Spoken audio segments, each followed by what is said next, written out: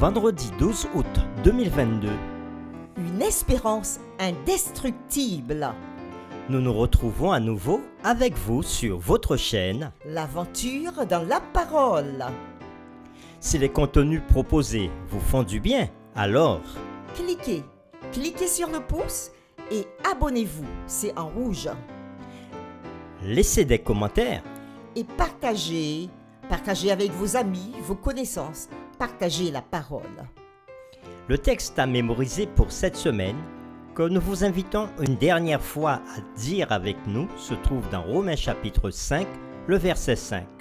Or, l'espérance ne trompe point, parce que l'amour de Dieu est répandu dans nos cœurs par le Saint-Esprit qui nous a été donné.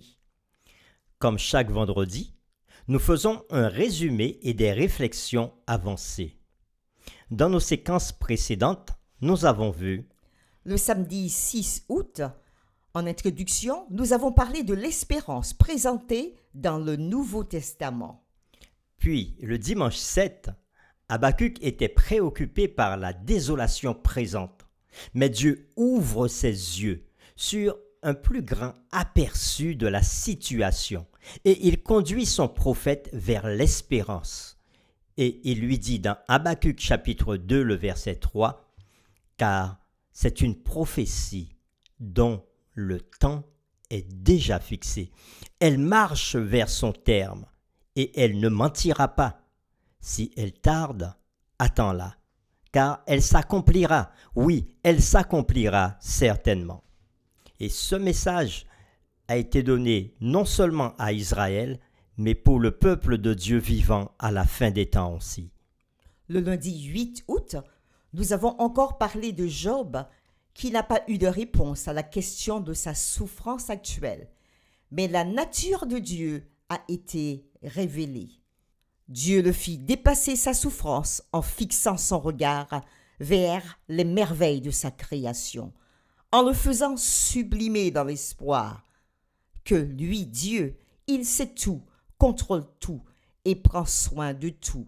Et lui, Job, dira dans Job chapitre 42 verset 5, « Mon oreille avait entendu parler de toi, mais maintenant mon œil t'a vu. » Puis, le mardi 9 août, Dieu nous a rappelé avec le prophète Ésaïe que sa présence demeure même si nous le sentons éloigné. Si la guerre, l'exil ou toute autre circonstance nous ont séparés, dispersés, et si nos modes de vie nous ont éloignés de Dieu, il nous répète à nous aussi, dans Ésaïe chapitre 41, le verset 13, « Car je suis l'Éternel ton Dieu, qui fortifie ta droite, qui te dit, ne crains rien, je viens à ton secours. » Le mercredi 10 août, nous avons vu que Dieu est le Père qui a des plans pour ses enfants. Et il nous a rappelé dans Jérémie au chapitre 29, les versets 11 à 13. « Car je connais les projets que j'ai formés pour vous, dit l'Éternel, projets de paix et non de malheur, afin de vous donner un avenir et de l'espérance. Vous m'invoquerez et vous partirez. Vous me prierez et je vous exaucerai. Vous me chercherez et vous me trouverez si vous me cherchez de tout votre cœur. Je me laisserai trouver par vous. » Le jeudi 11 août, nous avons pu comprendre que la discipline de Dieu, c'est comprendre comment Dieu nous éduque à l'école de la foi. Paul l'a décrite dans Hébreux chapitre 11. Tout au long du chapitre, Paul a peint des images d'hommes et de femmes de foi. Leur foi était ce qui les maintenait en vie, quand ils étaient confrontés à toutes sortes de situations éprouvantes.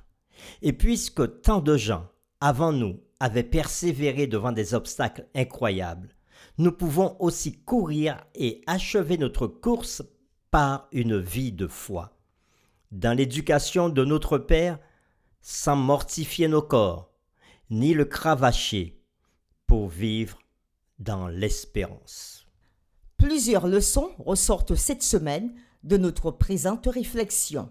Premièrement, Dieu élargit notre horizon afin que nous puissions nous situer et situer notre expérience dans le cadre plus large du plan du salut et des événements prophétiques. Cette réalité est illustrée dans la vie de Daniel, de Habacuc et de Job. Deuxièmement, Dieu se présente à nous comme le Créateur et le Rédempteur, comme celui qui nous aime et qui est présent avec nous. Troisièmement, Dieu révèle ses plans avec nous et pour nous. Nous ne sommes pas des éléments consommables dans une crise. Nous sommes des éléments indispensables de la création, de la vie et des plans de Dieu. Même si nous traversons une crise, Dieu ne nous laissera jamais perdre. Pour aller plus loin dans notre réflexion, nous pouvons dire qu'une étude biblique plus approfondie sur l'espérance révèle plusieurs points supplémentaires. Premièrement, l'espérance biblique est ancrée en Dieu, pas en nous-mêmes, comme nous le dit le psaume 42, le verset 11, ou encore 2 Corinthiens chapitre 1er, le verset 9. Les trois personnes de la divinité font partie de la fontaine de l'espérance. Dieu le Père nous a aimés et nous a donné par sa grâce une consolation éternelle et une bonne espérance.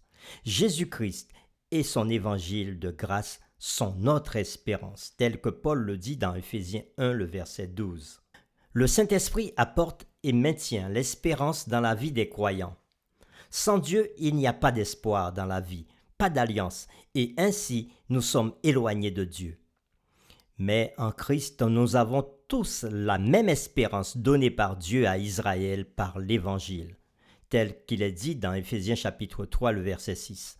L'apôtre Pierre nous dit que Dieu est notre Père qui nous a donné une espérance vivante par la résurrection de Jésus-Christ d'entre les morts. 1 Pierre chapitre 1, le verset 3. Deuxièmement, le contenu de l'espérance biblique est la promesse de Dieu de nous sauver du péché, de la mort et de la souffrance par Jésus-Christ. L'évangéliste Matthieu cite le prophète Ésaïe pour décrire Jésus comme l'espérance des nations. Ésaïe 42, versets 1 à 4 et Matthieu 12, verset 21. Jésus dit qu'Abraham espérait voir le jour du Messie dans Jean 8, 56. C'est l'espérance de la justice par la foi. Troisièmement, l'espérance de Dieu est déjà valable pour notre vie actuelle. Notre espérance est fixée sur le salut par le sacrifice de Jésus sur la croix. Cette espérance nous donne, dans cette vie, de nombreux bienfaits, tant spirituels, comme une relation avec Dieu, que psychologiques, comme la paix, l'optimisme, l'espérance de la gloire de Dieu, comme le dit Paul dans Romains chapitre 5, verset 2, est la justification des pécheurs par la grâce, par la foi, par laquelle Dieu nous donne la paix en Jésus-Christ. Cette espérance ne trompe point, parce que l'amour de Dieu est répandu dans nos cœurs par le Saint-Esprit qui nous a été donné. Romains 5, verset 5. Donc, cet espoir n'est pas faux. Au contraire, cette espérance est basée sur des actions concrètes de Dieu, c'est-à-dire juste au bon moment. Christ est mort pour des impies. Romains 5, verset 6. Ainsi, Jésus a démontré son amour pour nous, nous sauvant de nos péchés et nous réconciliant avec Dieu. Romains 5, versets 9 à 11. Quatrièmement, le premier avènement de Christ et son sacrifice sur la croix ne sont pas la fin de l'histoire de la rédemption. L'apôtre Paul nous dit que si c'est dans cette vie seulement que nous espérons en Christ, nous sommes les plus malheureux de tous les hommes, dans 1 Corinthiens 15, verset 19. Pour cette raison, notre espérance est ancrée dans le Seigneur Jésus-Christ ressuscité, qui nous ressuscitera pour une vie éternelle et glorieuse. Colossiens 1, verset 5 et verset 27. L'apôtre Paul déclara qu'il était persécuté à cause de l'espérance de la résurrection. Acte 23, verset 6. La résurrection n'était pas une invention de Paul, mais la même espérance que Dieu avait donnée au Père d'Israël.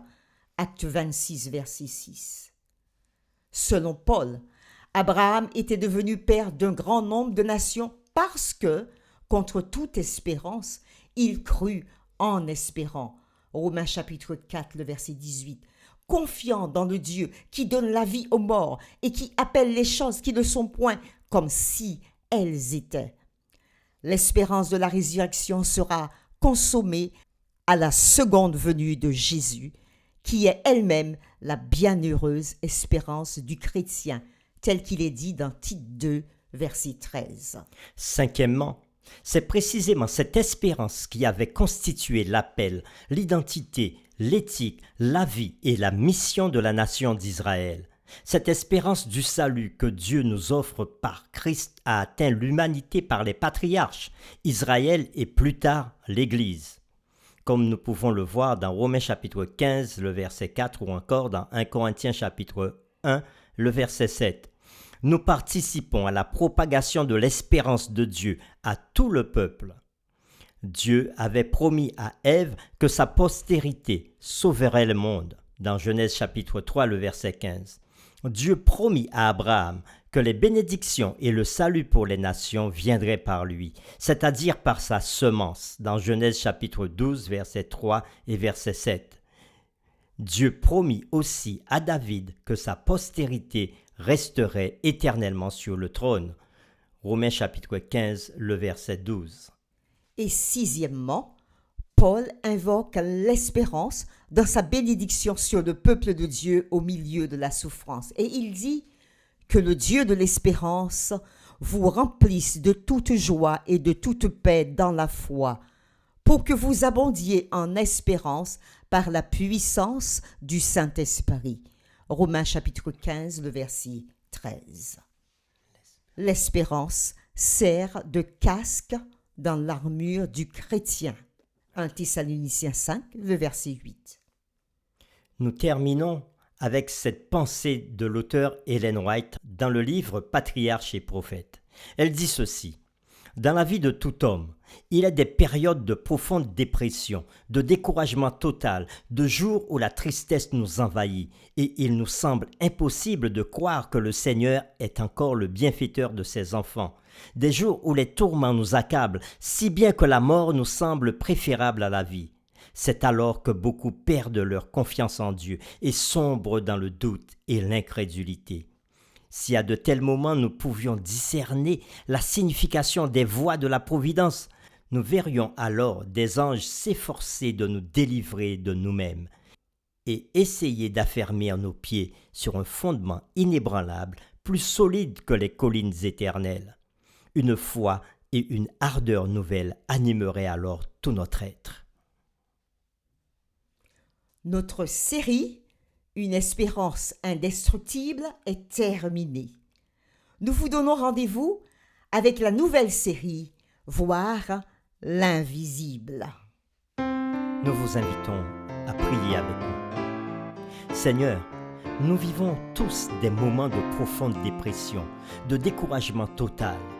Donne-nous de prêter attention les uns aux autres en traversant de telles épreuves. Donne-nous d'être des agents d'espoir les uns pour les autres quand nous éprouvons des déceptions amères. L'espérance qui transforme vient du ciel, de toi. Cela signifie que nous pouvons te prier pour que chacun de nous ait de l'espérance. Donne-nous la force à passer du temps à prier pour ceux dont l'espoir affaiblit, afin que leur espérance soit renouvelée.